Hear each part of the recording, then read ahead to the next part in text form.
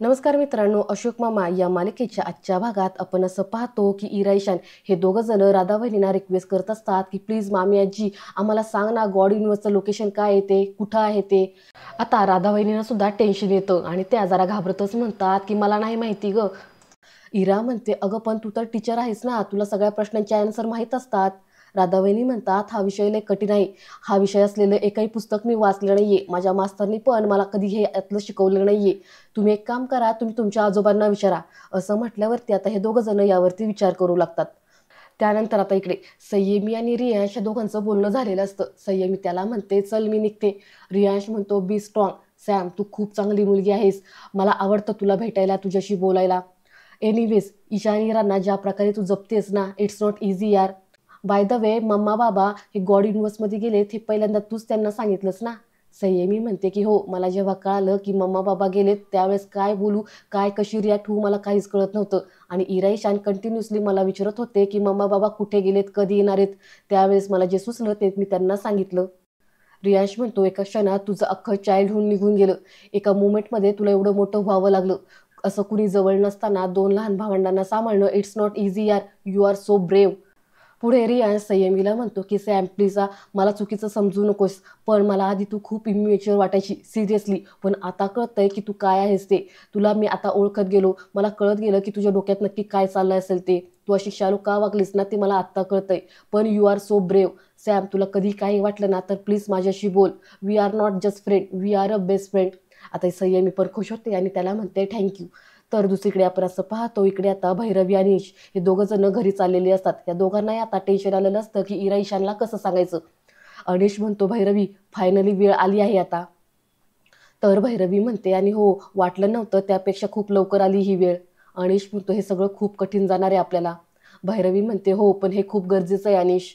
Let's face it, जे काही होईल ते एकत्र फेस करूया. असं म्हणत आता हे दोघं जण एकमेकांना हातात हात घेतात आणि घरी यायला निघतात. तर इकडे घरी अशोक मामा सुद्धा याच टेन्शनमध्ये बसलेले असतात की इरा ईशानला कसं सांगायचं ते. पुढे अशोक मामांना अमित आणि पल्लवी सोबत घालवलेले ते दिवस आठवतात. अशोक मामा आता इमोशनल होतात आणि वेणूच्या फोटोसमोर येत म्हणतात की खरं सांगू तुला, मी खूप थकलो आहे ग आता. तर आता इतक्यात पाठीमागून इरा ईशान हे दोघं जण बाहेर येतात. तर इकडे अशोक मामा भाऊक होत वेणूच्या फोटोसमोर म्हणत असतात की अमित आणि पल्लवी या जगात नाहीये, हे सत्य सांगण्याचं धाडस मी कुठून आणू. त्यांना कसं सांगू की त्यांच्या गॉड युनिव्हर्समधली माणसं कधीच परत येत नसतात. चांगल्या माणसाचं नेहमी चांगलं होतं असं आपण म्हणतो, पण त्यांच्या आईबापाचं असं इतक्या लवकर जाणं. असं म्हणत आता अशोक मामा फार इमोशनल होतात. तर इकडून आता संयमी भैरवी आणि हे पण येतात. आता ते हे बोलणं ऐकू लागतात. पुढे आता अशोक मामा म्हणतात त्यांच्या आईबापाचं छप्पर त्यांच्या डोक्यावर नाही, हे सत्य मी किती दिवस त्यांच्यापासून लपवणार आहे, हे धाडस मी कसं करू. असं म्हणत आता अशोक मामा रडू लागतात. तर इकडे आता इरा ईशान हे रडू लागतात. हे बाकीचे सगळे पण रडायला लागतात. आता अशोक मामा इरा ईशानला पाहतात आणि त्यांना जरा धक्काच बसतो. तर इरा ईशान हे रडतच पळत येतात आणि अशोक मामांना बिलगतात. ईशान म्हणतो की आजोबा आम्हाला सगळं कळालंय, आता आमचे आई बाबा आमच्यासोबत कधीच खेळणार नाही का. इरा म्हणते हो, आम्हाला ते कधीच जवळ घेणार नाही. ईशान म्हणतो आम्हाला कधीच कुशीत घेणार नाही का. तर अशोक मामा ह्या दोघांना शांत करत म्हणतात की एक सांगू का मुलांनो, हे बघा जगात अशी खूप मुलं आहेत ज्यांनी आपल्या आईवडिलांना पाहिलेलं सुद्धा नाही. तुम्ही नशीबवान आहात, तुम्हाला तुमचे आईवडील दिसले, तुम्ही त्यांचा स्पर्श अनुभवला. आता इरा ईशानला आपल्या आईबाबांसोबत जे दिवस घालवले ते सगळे काही आठवतात.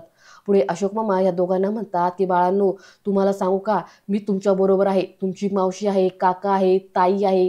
तुमची ताई तर तुमची आई झाली आहे. तुमची माऊ लंडनहून परत इथे आली आहे तुमच्यासाठी. तुमचे काका पण इथे आलेत, इथे राहिलेत तुमच्यासाठी. तर पुढे आता भैरवी डोळे पुसत येते आणि म्हणते की हे बघा मुलांनो, तुमचे आजोबा या वयात सुद्धा थकून बसले नाहीयेत, ते तुमच्यासाठी रोज फाईट करतायत आणि ते शेवटपर्यंत करतील. पुढे अनिश येतो आणि म्हणतो की इरा ईशान, तुम्हाला माहिती का जंगलामध्ये हत्तींचा कळप असतो. तुम्हाला माहिती, सगळे मोठे हत्ती असे गोलाकार करून राहतात आणि त्यामध्ये त्यांची पिल्लं असतात. तो सगळा कळप त्या पिल्लांना सांभाळतो, प्रोटेक्ट करतो. तसंच आम्ही सगळे तुमच्या आसपास कायम आहोत. आम्हाला माहिती आहे की आम्ही तुमच्या मम्मा बाबाची जागा कधी घेऊ शकणार नाही, पण आम्ही आहोत. भैरवी म्हणते आम्ही जे करतोय ते तुमच्यासाठी करतोय आणि यापुढेही करत राहणार. संयमी म्हणते की इरा ईशान, मी तुमच्यासाठी रोज केक बनवी एव्हरी डे. अनिश म्हणतो सुट्टीच्या दिवशी तुमचा बाबा तुम्हाला फिरायला घेऊन जायचा ना, आय प्रॉमिस मी पण घेऊन जाईल. भैरवी म्हणते आणि हो, मी तुम्हा दोघांना शाळेत सोडेन, तुमचा अभ्यास पण घेईन. संयमी म्हणते की जेव्हा मला कळलं ना की मम्मा बाबा गेलेत त्यावेळेसच मी ठरवलं होतं की सगळ्यात आधी काही झालं तरी मी तुमचा विचार करेल. कुठलीही थ्रेट येईल त्यावेळेस आधी मी फेस करेल. तुम्हाला कधीही एकटं सोडणार नाही. तुमच्यावरती कोणतं संकट येऊन देणार नाही. तुमचा हात मी कधी सोडणार नाही. असं म्हणत आता हे सगळेजण एकमेकांना मिठी मारतात. तर राधावहिनीनं सुद्धा हे सगळं पाहून जरा थोडं वाईट वाटत असतं. केशवभाऊंना मात्र जरा राग आलेला असतो राधावहिनीचा. ते थोडं तोंड वाकडं करतच तिला खुणवत म्हणत असतात, काय तू तू जाऊन सांगायचं तर. बरं बाबा, ह्या राधावहिनी ह्या केसमध्ये जरा सेन्सिटिव्ह दाखवल्यात. त्यांनी भस्कीने जाऊन मुलांना असं काही सांगितलं नाही. त्यानंतर आता दुसऱ्या दिवशी सकाळी भैरवी तिचं काम करत असते. आता केशवभाऊ तिथे येतात आणि म्हणतात, सुनबाई हे बघ ताजी ताजी भाजी आणली, बघून घे आता. भैरवी म्हणते, आता मला वेळ नाहीये, तुम्ही आतमध्ये ठेवा, फ्रीजमध्ये ठेवा, मी नंतर बघते. राधाबाईनी म्हणतात की बाप्पा हे काय, माझ्या माणसाने एवढी पायपीट करून भाजी आणली आणि तू साधी पाहत पण नाहीयेस. भैरवी म्हणते की मामी प्लीज आता वाद नको हा. तितक्या तिथे अनिश येतो आणि म्हणतो, भैरवी चल आता मी चाललोयच आहे, मला उशीर होतोय, तर प्लीज मला सोडशील का. भैरवी म्हणते हो चालेल, आपण एकत्र जाऊया. तुला गाडी हवी आहे का अनिश. अनिश म्हणतो नाही नको. भैरवी म्हणते का. अनिश म्हणतो, अहो असं काय करताय, तुम्ही कंपनीच्या बॉस आहात, तुम्ही टॅक्सीने गेलं तर ते कसं दिसेल. इनफॅक्ट मी तर म्हणतो तुझ्या कंपनीनं तुला एक मोठी गाडी द्यायला हवी, म्हणजे तुझं मॉरल बूस्ट होईल. भैरवी हसत म्हणते की हा आता सगळ्यांचाच मॉरल डाऊन होण्याचे दिवस चालू झालेत. अनिश म्हणतो का. भैरवी म्हणते, अरे म्हटलं ना आता नीट स्लिम लाईन होतच नाहीये, त्यात अजून एक माणूस डोक्यावर बसवणार आहेत माझ्या. अनिश म्हणतो, तो बँगलोरवाला. भैरवी म्हणते हो, सिनियर माणूस येणार आहे कोणीतरी. अनिश म्हणतो, आणि काय करणार आहे तो येऊन. भैरवी म्हणते, काय करणार आहे, आम्ही कसे मूर्ख आहोत हेच सांगणार आहे, बजेट कमी करणार आहे, लेक्चर देणार आहे, माणसं कमी करेल तो. आता राधावहिनी म्हणतात की बाप्पा माणसं कमी करेल म्हणजे भाऊजीला एक ते कामावरून काढून टाकतील का. भैरवी म्हणते, त्यांना कशाला काढतील, त्यांच्या अनुभवाचा उपयोग होतोय आम्हाला. राधावहिनी म्हणतात, नाही म्हातारा माणूस झालाय ना म्हणून म्हटलं. भैरवी म्हणते हो, परंतु ते काम चोख करतात, डॉक्युमेंटेशन एकदम व्यवस्थित करतात, यंगस्टरपेक्षा जास्त सिन्सिअर आहेत ते, त्यांना कशाला काढतील. राधावहिनी म्हणतात, वा वा, मग लयच हुशार आहेत की भाऊजी. मग मी काय म्हणते, काय काम असतं तुझ्या कंपनीमध्ये, म्हणजे कुठली कंपनी. भैरवी म्हणते, heritage site conversation and conversion company आहे. आता राधावहिनींना ह्यातलं काहीच कळत नाही. खरं तर मित्रांनो, मला सुद्धा कळलं नाही की नक्की कंपनी काय येते, कन्व्हर्जेशन आणि कन्व्हर्जन. तुम्हाला माहीत असेल तर मला कमेंटमध्ये नक्की सांगा. आता राधावहिनी म्हणतात, गुड बेटर बेस्ट. आता अनिश थोडा हसतो. पुढे राधावहिनी म्हणतात, बरं मी काय म्हणते, आमच्या ह्यांना चिटकवता येईल का तुमच्या कंपनीत. भैरवी म्हणते, मामांना अवघड आहे. राधावहिनी म्हणतात, काय अवघड आहे, भाऊजी करतात ना ते काम, मग हेही करतील की. अनिश म्हणतो की मामी आता जाऊ दे, आधीच तिला लेट होते, उगाचच असले प्रश्न विचारू नकोस तिला, आम्ही जातोय आता निघतोय. राधावहिनी म्हणतात, आणि पोरांचं काय. तर अनिश म्हणतो की त्यांना झोपू दे, काल रात्री उशिरा झोपलेत ते, आणि प्लीज आता हा विषय घरात नको हा. तर केशवभाऊ आता टोमणे देतच म्हणतात की हा ना बाबा, आम्हाला काय कळतंय त्याच्याशी कसं बोलायचं, काय बोलायचं ते. भैरवी म्हणते, डोंट वरी, माझे बाबा येतील आणि त्यांना घेऊन जातील, एक दिवस राहतील आमच्या तिकडे घरी. पुढे ती अनिशला म्हणते, अनिश चल, असं म्हणत आता हे दोघं जण तिथून निघून जातात. पुढे केशवभाऊ राधावहिनींना म्हणतात, काय ग, कोणती कंपनी बोलत होती ती. राधावहिनी म्हणतात, आय डोंट नो, हे घ्या लसूण घ्या आणि सोलून द्या मला. केशवभाऊ म्हणतात, हे मी नाही लसूण सोलणार, मला चहा प्यायचा आहे, आणि हे घे तू खा. असं ते भैरवीचं उष्ट आता राधावहिनीने देतात. राधावहिनी तोंड वाकडं करत म्हणतात की बाप्पा, आता हे उष्ट मला खायला देतात का तुम्ही, हीच का माझी किंमत.